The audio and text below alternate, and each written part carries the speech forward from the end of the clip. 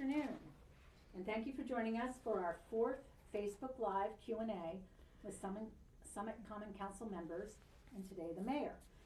Welcome, Mayor Radest and Council President Vartan. Hi. Hello. Before we get started with some questions from viewers, I would like to share some questions received by email and through the search tool on the city website. Sound good? Sounds good to me. Sure. All right.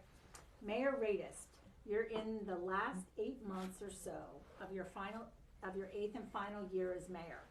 Where is your focus? What else do you hope to accomplish? What are you proudest of? And what so far has been the toughest decision or moment in your tenure?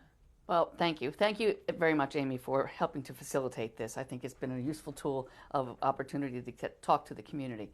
My focus is kind of what I mentioned and talked about during the State of the City address, which is I would love to have the tone of discussion in this community be more civil than it was last year. And I do think that this year it has been more civil. I mean, I can't worry about social media and some of the things that go on there. It's whatever, I can't.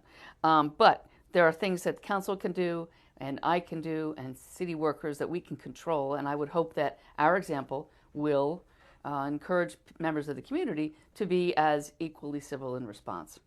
Where's my focus? That's my focus. What would I like to do? I'm very much looking forward to opening up the new firehouse. If I have my druthers, we're going to have a parade down Broad Street led by a firehouse for the opening and the ribbon cutting. So I'm excited about that. I also think that I really hope we come to some kind of consensus about what should be built in the space where the current firehouse exists. We went through a tough period last year, but I think a lot of people learned a lot of things, and there's been many conversations throughout the community, and I think we're moving in the right direction. As far as my most difficult moment, unquestionably, was the day that Matt Tarantino was killed. It was a tremendously sad day. He was a remarkable young man, killed in the line of duty in an automobile accident. It affected everybody in this building. So that was certainly the most difficult moment I've had, and that lasted weeks.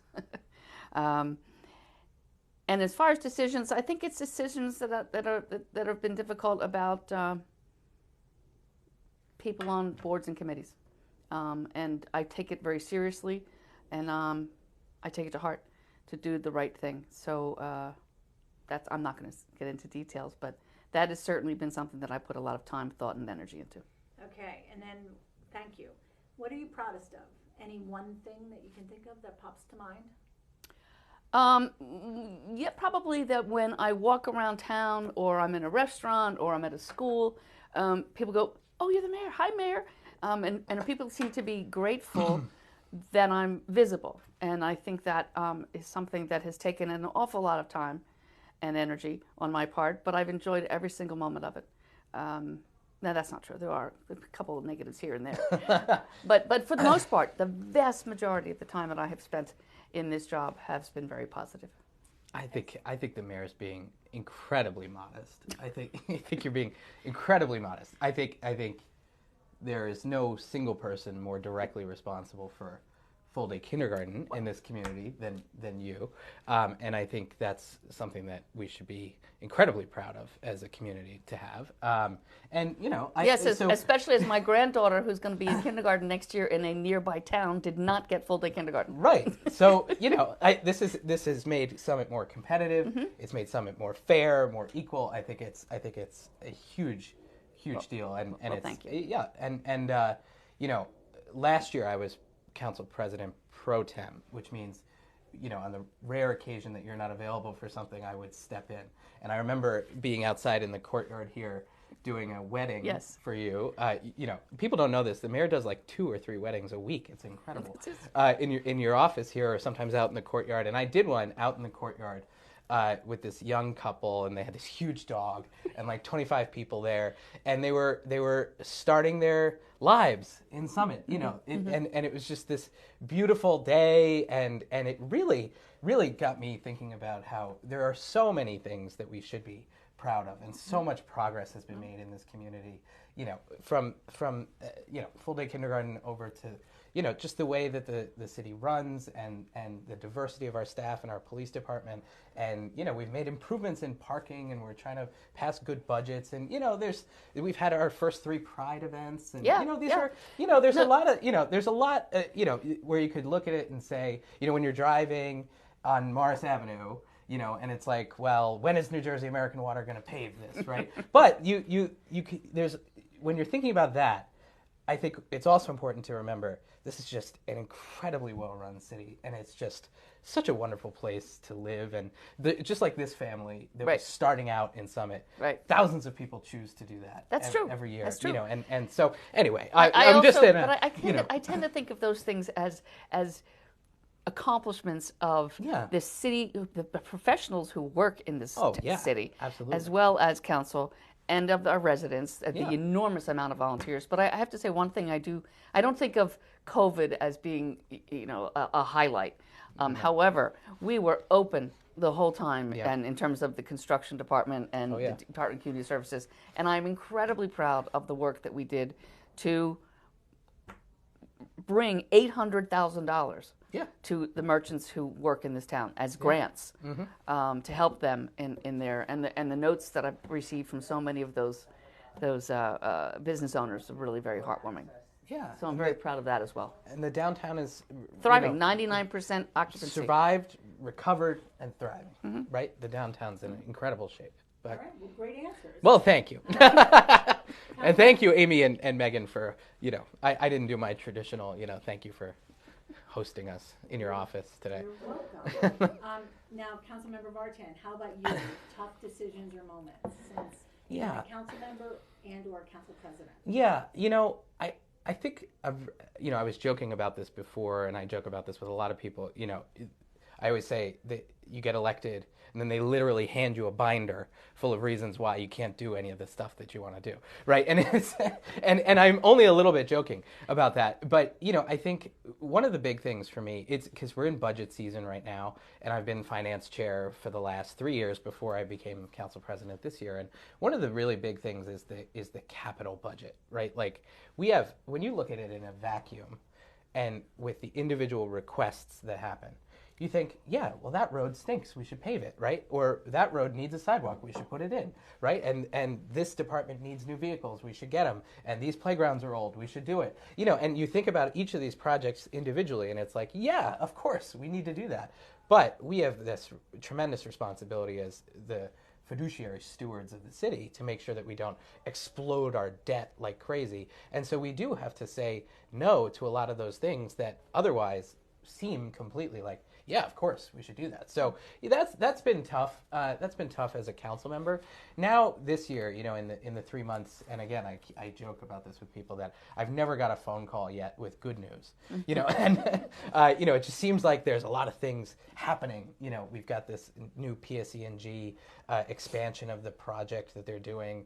The New Providence left our dispatch center. You know, there's a lot that you could think, wow, this is all very stressful. You know, and as an individual council member, you often have strong positions about the issues that come before us. And now what I'm adjusting to as council president is trying to find, among the 7 of us, how can we find a path that's going to work well for as many of us as possible. And oftentimes that means taking what would be a strong position for me personally and kind of putting that to the side. Right. So, you know, I don't know that I want to say there's one moment in time, you know, but certainly through COVID, you know, and especially with, you know, some of our most vulnerable residents are the people that live in the housing authority. And we went through a period where the management of the housing authority, I don't think was particularly up to snuff. No. And, you know, we went through a lot of work, a lot of council members, a lot of the commissioners who are Housing Authority board members, and we've really kind of turned that around, I think, and it's a huge credit to the Housing Authority board and the professional staff there now, and I think we're really on the right track there. So Great. yeah. Councilmember Vartan, let's stick with you. Sure. Please explain to viewers the role you take in creating the agenda for each common council meeting and how the council president decides what to include or remove. Sure. So we have council meetings on typically the first and third Tuesday of the month. And so the Monday before, which was for this week, yesterday, I have to look at the agenda for the meeting next, next Tuesday. The meeting, the 21st, next Tuesday. So sometimes I'll not know what something on there even is. So I'll have to call the staff person, or I'll have to call the committee chair, who's the council member, and say, what's this about? And then at that point, I have to decide what goes on that agenda or what should come off of that agenda. And I talked about this at the reorganization meeting, but the three big buckets that we're looking at this year are preserving and enhancing our health and safety, being responsible stewards of our fiscal resources, and then pursuing the goals that are in the master plan. So I am especially looking for our committees to be pushing forward on things that fall under those categories. There's also sometimes those things that are statutorily required of us. Like every year we have to have an affordable housing update from our affordable housing liaison. We have to pass our budget in a certain time frame, and we have to follow the specific procedure from the state to do that. And there are other things coming down from the state that we're going to have to react to in the form of ordinances and resolutions. Did that answer the question about Sure. the agenda? The one thing that I want to clarify is, so staff has a meeting and suggests items that they would like to have included on the agenda, and then you work from there to determine. Yes, yeah, absolutely. And so staff will work most closely with their council committee, which consists of 2 council members, and then from there, that committee makes a recommendation to me and to the rest of the council about what we're going to move forward with or not move forward with, and that's kind of the. And sometimes the reason you don't move forward is not because you don't like it. It's Right. just not ready. It could be that it's not ready. Yeah, Right. certainly. Yeah. For example, things that are happening in town, like the PSEG project. Now you've invited a member of that organization. Yes. So there's there'll be sort of topics of interest that pop up, or big news that happens, like this New Providence leaving the dispatch center thing, and so we found out that there was going to be this much more extensive PSEG work, but also we had been planning on having PSEG come and talk to us, and that was actually a tribute to Lisa Allen, who is the chair of the Administrative Policy Committee, who thought, well, let's have them come and explain what they're doing, especially timely now because we have this much more extensive work that's going to come through the downtown really starting pretty much tomorrow. When it stops snowing. As soon as it stops snowing, that's what they're going to be doing. So this coming council meeting on the Tuesday, we have 2 presentations actually. One is going to be from the representative from PSEG, and we'll be able to ask questions and hopefully get some answers on when they're planning to be paving some of these streets that they've ripped up. But also, we're going to hear from Mike Callahan, who's he's the director of the Office of Homelessness Prevention at the state of New Jersey, and he's going to speak with us about where Summit is with our unhoused population, and he has some suggestions for us too on how to move forward to prevent more homelessness, and to help us get some funds to and connect the people that need it with the resources that need it, but ultimately, of course, with housing. That's the goal. That's the goal. Yeah. Awesome. Now I think I answered the question, Yes, right? you did. Mayor Radest, I've heard people describe the role of the mayor of Summit as mostly ceremonial. Can you describe how you change that and how much time you devote in an average week to this volunteer job? Why is it needed? Could you do it as well, devoting less time? Okay. No, it's not just ceremonial. There are certainly aspects of the job that are ceremonial. Ribbon cuttings, going to the events at the parades, to the events on the green, and so forth. I spend a lot of time with students, with both Girl Scouts, Boy Scouts, high school students. I wouldn't call that ceremonial. I interact with staff constantly about, I get a phone call or an email, more often not than an email, from a resident who has a concern about a safety aspect in their neighborhood or something that they're trying to build. I'm not the professional, and that's the thing that people need to understand here in this community. We have a building full of incredibly, extraordinarily talented and smart professionals. I get information from people. Then I have to go to the professional and say, okay, what's going on with this? How do we do that? So forth and so on. And then get back to the person who initially called me or emailed me. I have a lot of reading that I have to do. I spend a lot of time talking to council members. So I would say, on average, between phone calls, emails, preparing for council meetings, spending time with residents, just wandering around town, and talking to people and stopping and saying, what's going on. And then I have office hours every Monday and Wednesday, and plus anytime anybody wants to come in and make an appointment with me, I do. I do a Meet the Mayor thing once a month at various locations around town. So I think it's, no question, it's at least 40 to 50 hours a week. And there's no way I'd be able to do this if I didn't put the time in. And it's that visibility, it's that willingness to be around people and listen to what they have to say. And there's many times that I don't know what the answer is, so I have to go back and find the answer. And sometimes people have concerns and they're not happy about something, and sometimes they can fix it. That was one of the hardest lessons for me to learn when I was first mayor. We were having construction on Summit Avenue, and it was at night, and I got emails and phone calls from folks who were living in those apartments. It's a city, it's a city, and we have to do the work at night. And I'm sorry, because one woman had a young baby, and I called all 6 of them and just said, this is what's happening, and we have to do it as soon as we can be done. We can give you as much notice that this is what's going to happen. Maybe you have a friend or a family member you can stay with for that night or those 2 nights. It was not what they wanted to hear, but I think the fact that I called them and spent time on the phone with them and explained it to them, that mattered. So all of that is very rewarding, but very, very time consuming. Excellent. Okay, next question to either of you who would like to answer. We've been getting some questions at meetings and through the clerk's office about DARs.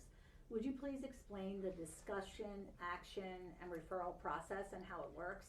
How is the city clerk involved and council committees? Sure. Well, I'll start, if Sure. that's okay. Sure. So DAR stands for discussion, action, or referral, as you mentioned. When a council member gets an email or when there's something of interest of an individual council member that we want to be talking about and working on, or if there's something that happens with another agency or another town, this is something we need to be paying attention to, right? And so what happens is it can be treated like a DAR, which means that the city clerk will log it, send a response to the person that sent it in, and then assign it to one or more committee. If it's totally unclear where it should go, sometimes it goes to multiple committees, but usually it's pretty clear. So then in that committee, it'll be discussed. And then from there, they will either recommend an action be taken, like, okay, we'll amend an ordinance, right? And then that comes to a council meeting and we'll introduce the ordinance, and then at the next one we'll have a hearing. Or it can be referred to another committee or another agency or another level of government. And that's basically the options. Sometimes a DAR will come in on something and it's determined that we can't take action for one reason or another. And then that's typically communicated back to that person either by the committee head, the committee chair, who's a council member, or the department head, directly to that person, or sometimes back to the city clerk. But that's basically the DAR process. Right, I would say. and the discussion can be had at a council meeting. Yeah, sometimes we do that as well. Right. Yeah. And we should do, in my opinion, we should do even more of that. But Yeah. but because of the Open Public Meetings Act, we as a group of people cannot, 7 council members cannot sit in a room and talk about something. Yeah. And that's why there's no more than 2 or 3 council members on every committee. We also can't even have an email chain with all 7 people, because that is deemed to be a public meeting. Even though you're not actually in public, you're meeting and you're taking action. So if it's under the heading of discussion, action, and referral, it can be discussed at a council meeting, even though there's not necessarily any action that has to be taken. Yeah. It's meant to be for efficiency and transparency. Yeah. Yeah. Okay, that sounds great. All right, here's a happy one. In your opinion, what is a perfect Saturday in Summit? What would you be doing, and who would you be with? Oh, okay. For me, I would be with my family, my husband, my daughter, my son, my daughter-in-law, and the two grands. Maybe go out for a nice walk, have lunch someplace in town. If there's some kind of a concert on the green, that would be terrific to go to the green for a concert. Go home, relax, make some pizza in the backyard, and that would be a perfect day. But that would be just because I kind of just love spending a little time with my family.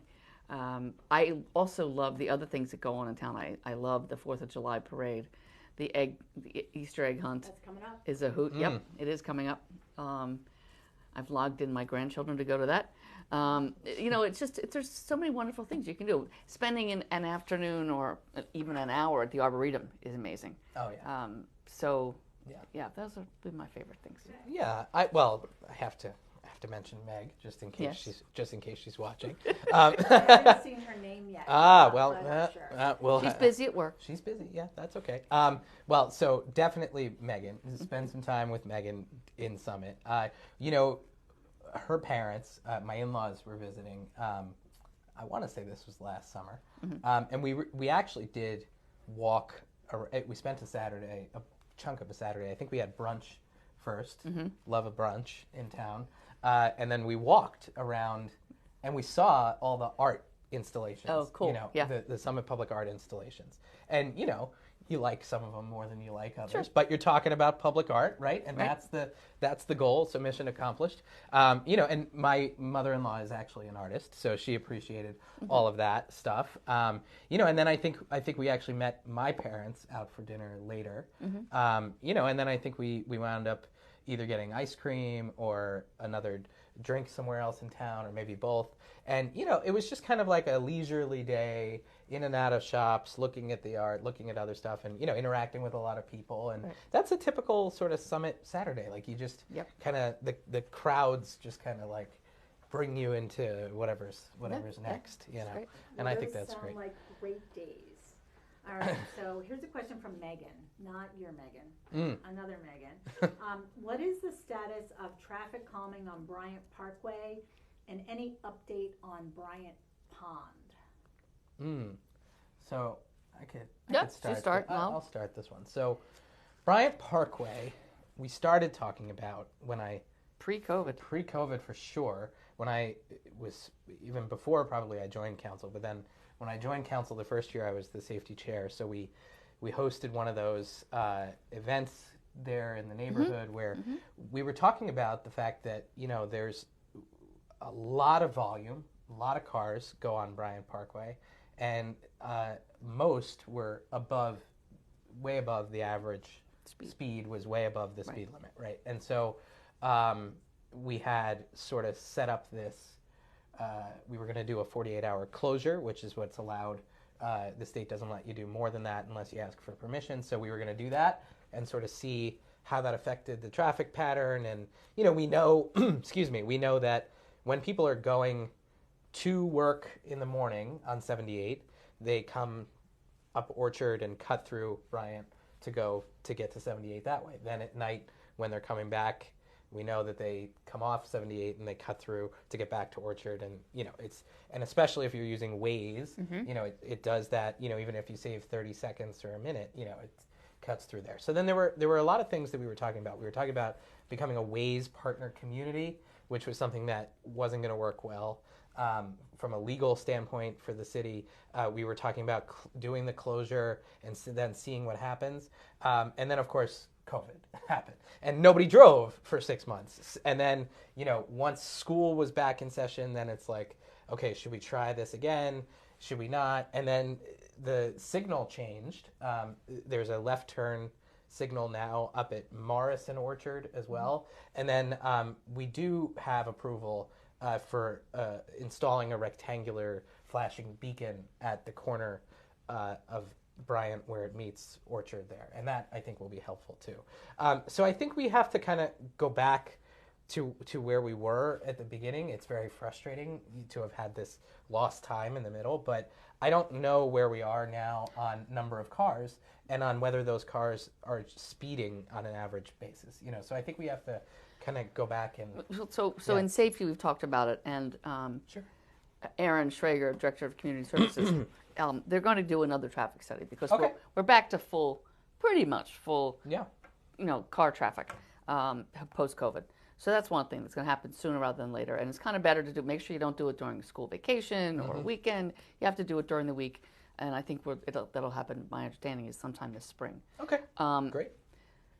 But it's a tough one because there's a lot of people that don't want that traffic. But if you make a cul-de-sac, which we talked about at the end, Yep. then all that traffic goes through Edison Drive Yeah. and other roads. So those people, they're not going to be happy Nope. to have an increased amount of cars. Certainly So not. it's not a simple answer. And you tried with to reach out, and we did with Waze to see if they would take this off, and there's no way. They just laughed at us basically. Yeah. And then as far as Bryant Pond goes, everything's ready to do this hydro.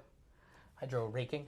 Well, no. First, Or the... no. There's that. We have a grant that was given to the county from for a lot of money for two different municipalities. One is ours, which is one of the worst in the county, Bryant Pond, and then another is really one of the best. It's not as bad, and they want to test, does this work? But then they've decided that what they need to do before they do that process is hydro raking.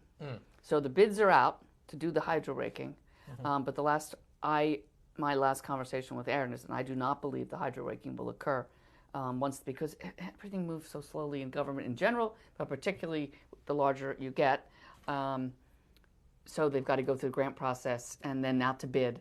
So I think they are going out to bid, if they haven't already. It's soon. I think it might even have happened last week or 2 weeks ago. But I don't think this hydro raking now can occur until the fall. So Community Programs and Parking Services Committee and then Capital Projects and Community Services Committee spoke recently with the new Director of Parks and Recreation at the county. Right. And so I think that's great that they were able to have her come and explain this a little bit better. But, I think every council member gets elected and thinks, I'll waltz down to Elizabeth and, I'll charm them into moving us up the list and getting this done. And, despite how long this has taken, there is progress happening here. Yes. And we have to try to continue to be patient, but of course we will do whatever we can to make sure that it's moving forward because this is one of our community's best assets. And right, but we want to make sure that it gets back to to its peak. It's peak condition. But the reality is, it's not our property. Right. So exactly. we have to work well with the county, and that's what we've been doing that. And our relationship with the county over the past 8 or so years has really significantly improved, and we've gotten a lot of money from them. Yeah. Okay. We're at half an hour, so just letting you know. Okay. And I have several more questions. So Sure. let's keep Sure. going. Yeah. My gas meter was just updated in my basement within the past year. Will they need to move it outside during this PSEG project? Do you know anything about that? I do not know. Okay. No. I know that they moved mine into my house a while ago, but You mean outside your house? outside my house, like 5-6 years ago. And but you know what? That's a question. I'll make a note of it, and we'll ask on Tuesday night. Yeah. Okay, great. This is from a DCS employee, and you may or may not know this answer, but I'm going to ask it. Sure. Is the city considering looking into alternative health care for employees? Many municipalities have opted out of the traditional state health benefits program and moved to Aetna with similar coverage and lower costs to employees and taxpayers. Since the most recent increase in how much employees pay changed what used to be a great job for benefits into one that's not affordable at all. This also creates a difficult task in the hiring of talented employees, considering the cost of benefits. Please let me know if our administration is considering any options. Not at this point. Yeah, not That's at this point. That's where I've gotten it from the city administrator. One of the things that happens is you've got Aetna, who, like many other insurance companies in the past over decades, they see an opportunity to reach out to cities and say, we can do maybe a 5% increase, or we can do an 8% increase, as opposed to what the state health benefits planning, which is 2022. And that lasts for about 2 years. And the next thing you know, oh, well, now our increase is much higher. So we are not jumping there yet. It is something that we will always consider. But at this juncture, that's my understanding, and we are not. Yeah. The other thing to consider is that part of the contractual agreement that we have with a number of our public employee unions is that we stay with the state health benefits plan. And, it is, unfortunately, one of the big three cost drivers that we're experiencing this year. But at this point, it seems like we have to stick with that at this point. But it's a good question. All right, and perhaps we'll have the city administrator send something. That would be a good idea. Yes, the city administrator should communicate that with staff. Great. All right, we're seeing comments on social media about potholes and that they cannot be filled until spring. Can you tell us why that is not true? This is something you're passionate about. That is I'm passionate about. That is not true. Potholes can be fixed.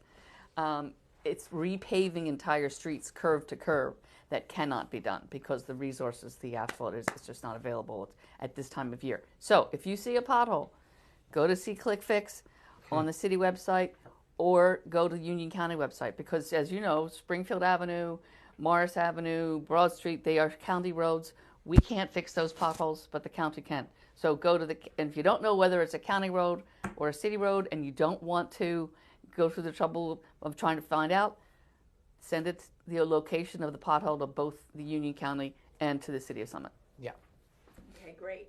We're also seeing a significant number of comments on social media about pedestrian safety and drivers not seeing or stopping for pedestrians in crosswalks.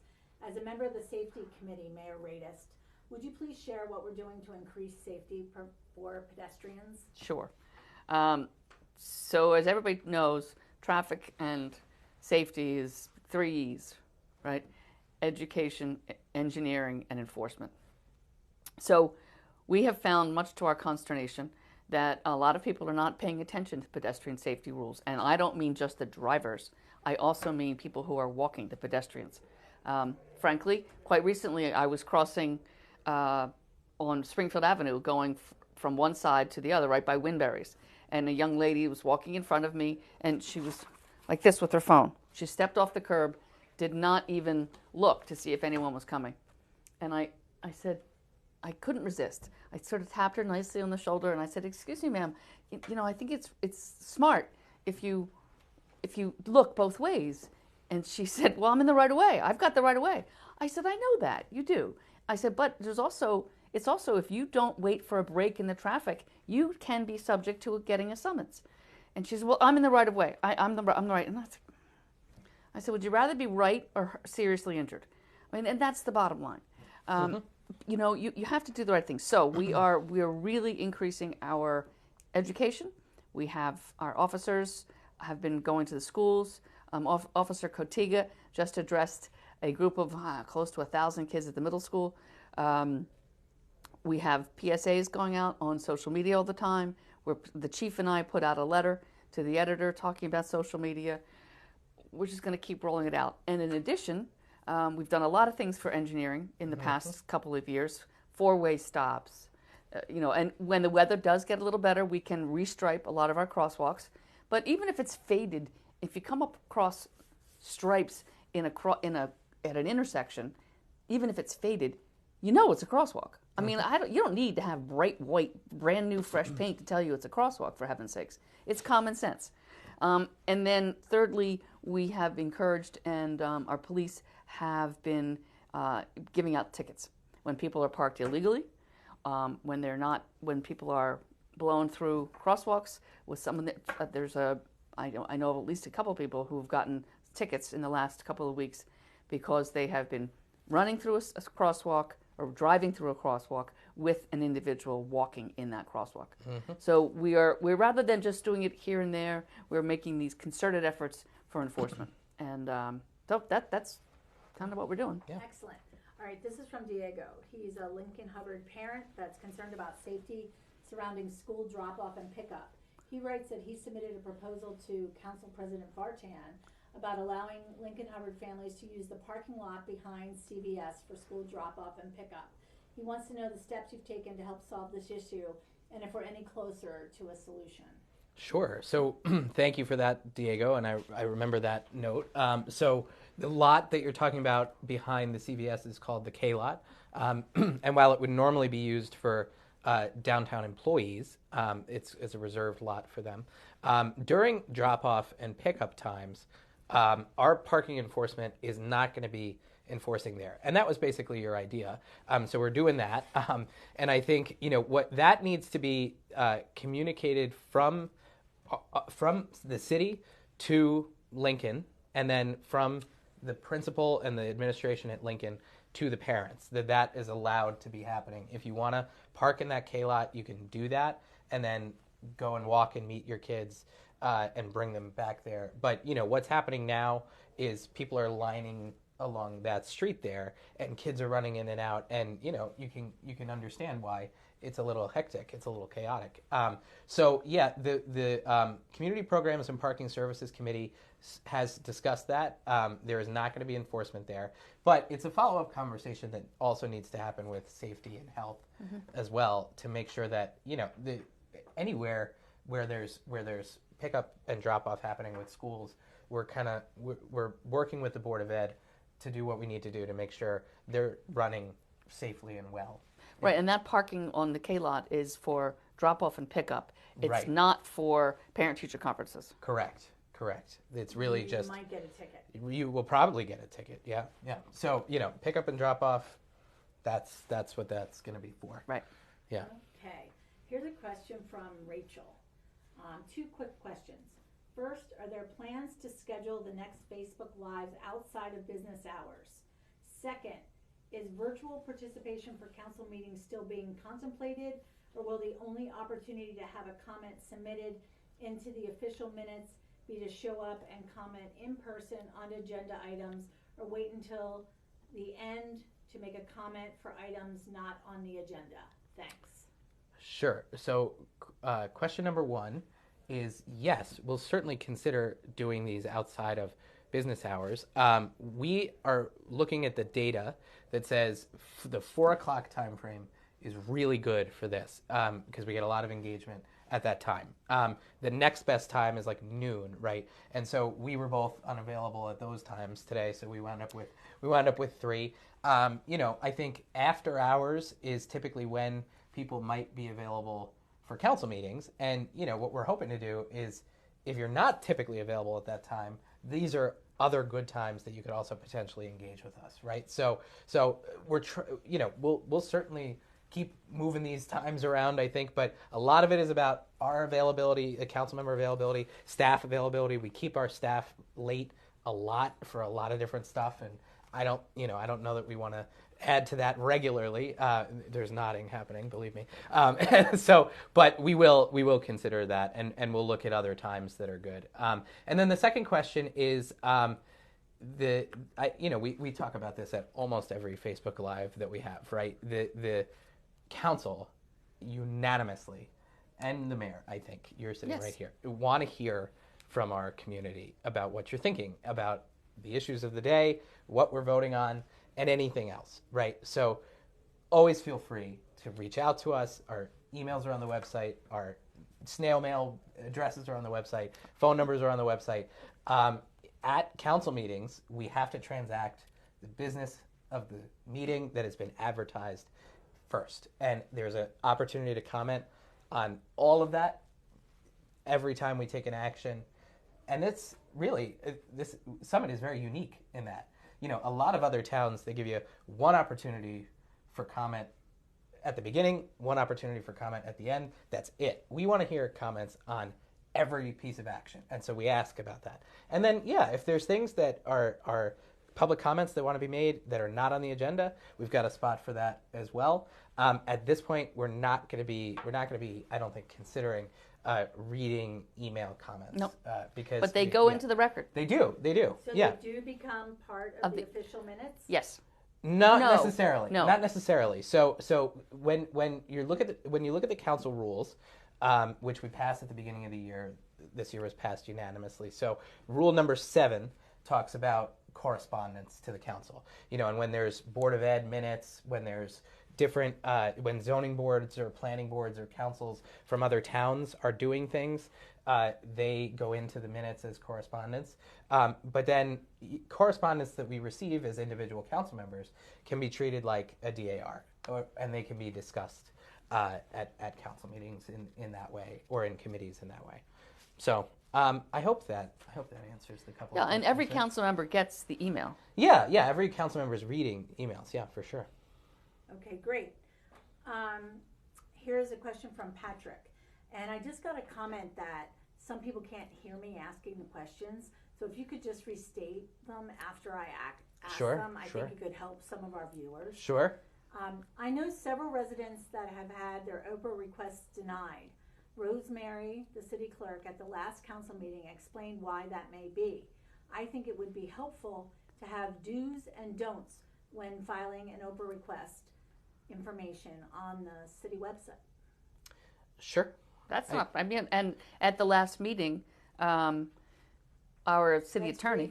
Oh yes. So having the do's and is, don'ts. Can we have do's and don'ts on the city website about filing an Oprah request? Yeah. And yes, I don't see any reason why not. Yeah. And our attorney, Matt Jacoby, at the last meeting talked about an organization that's run by a small group, and that it's a statewide organization. It's not run by the state, but it's a statewide organization that can basically help people craft an Oprah request so that it will be most likely accepted and approved. Sure. So I think all we need to do is find out from Matt, and I'd love to say I remember the name of this group organization. I don't. Find out from Matt the name of that organization, reach out to them, and let's get the do's and don'ts from them. Yeah, sure. Okay, great. And then we've seen at City Hall a lot of people coming here thinking that the court is here. Ah. Can you explain? It's not. So the question was, people coming to City Hall looking for the court. We have a shared service agreement for our municipal court. So the court is not in Summit anymore. Hasn't been here for 4 years. For 4 years. At least. It's in New Providence, actually. So that is. And that's on your ticket or whatever. Yeah, it's on the summons. So yes, that's where you pay certainly. your ticket, New Providence? Yes. Yeah. You could also pay online. Right. NJMC Direct, right? Sounds like someone I just got a has gotten ticket. I just got a ticket recently, and That's where you pay it? I did it. I was caught. So. Okay. Well, that's all the questions we've received. Is there anything else either of you would like to add? No, I hope we had a fair amount of viewers, and whether we do it simultaneously or people look at it afterwards, sure. We're happy to be here and have opportunity to talk to you. And I apologize for the not doing it at 4 o'clock today because I'm taking care of my grandchildren this week, and I need to pick them up at school at 4. And a 4.5 and a 3-year-old wait for no one. And there is some snow happening. Looks like it's the kind we like, where it's just pretty. It's going to and go it's away. not sticking on the ground, so that's fantastic. Right. But our DPW is ready, and please just be safe. Drive slowly, drive carefully, and look out for neighbors and stuff. Right, so. Exactly. Well, thank you both for a great 45 minutes. Thank you. Thank you. Take care. Oh, wait. Okay. Yep. We just got one more question, but we already talked about it, so we're all set. Bye. Thank you both. Thank you. Thank you.